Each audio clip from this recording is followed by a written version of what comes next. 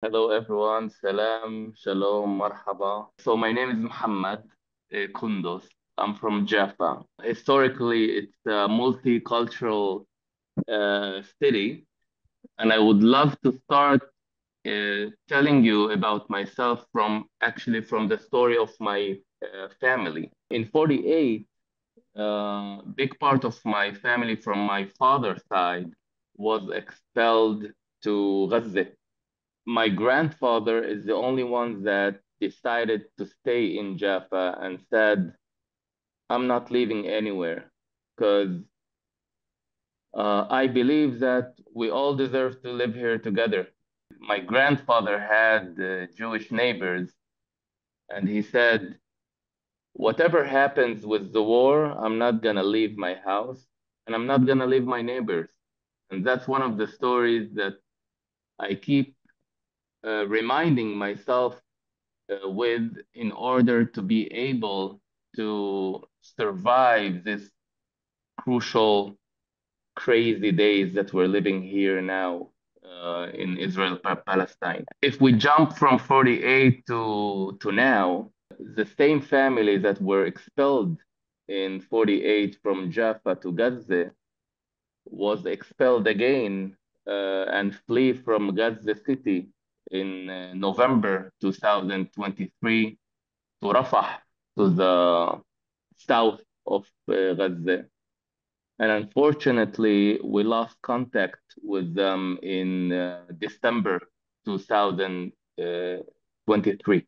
Of course, I tried to call our family and we couldn't even talk to them. They didn't answer. The phones are dead and they're probably dead. And I'm saying this now because this hard moment of realizing how crazy, how crucial, how hard this war is the same place that I find my reason of being a principal of Hand in Hand School. Because for me, I choose to be part of the solution and not to fall and be part of the problem. For me, as Muhammad, as educator, as musician, as an actor, theater actor, I believe that my duty to my family in Gaza is to fight for a better future for all of us.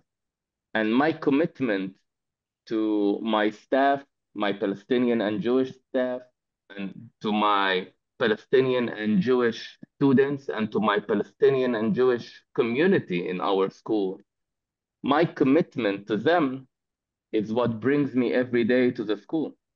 I feel on a daily basis that I live in peace by doing the right thing, by creating a stage, a safe environment for these kids to feel that they're doing something that is part of creating a larger solution. By doing that, we're allowing them to be active, to be hopeful, to be who they want to be. And what we try to do in our schools is to give the basic rights for our students to see the whole picture.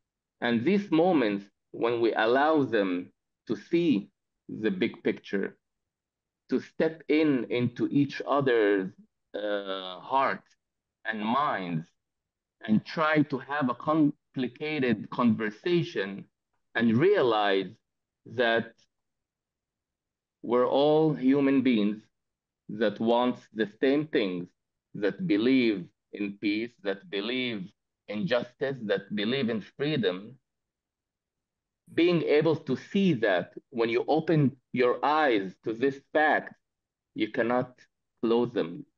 You don't need to close your eyes after you see this magic.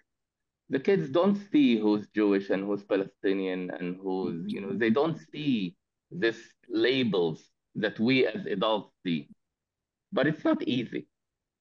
Since October 7, we're living in a crazy war, and we're not ignoring this war. We're allowing the kids and the parents and the staff to talk about the war, but to talk about the war from a different perspective, from a perspective that is based on mutual understanding that we need to listen to each other. We need to face each other. We need to allow our pain, our feelings to be put on one table without the need to go to the extreme violence.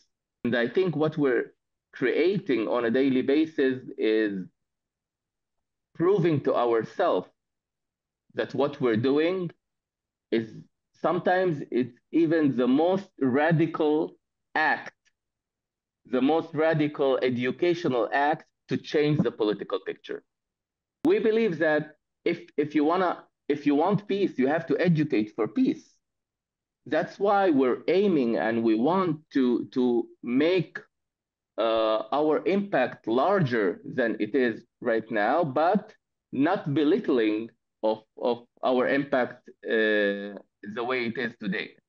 Although we're only 6 schools that are part of Hand in Hand, and another 3 schools that part of different NGOs, uh, we're doing a lot of impact, but it's not enough to change the reality.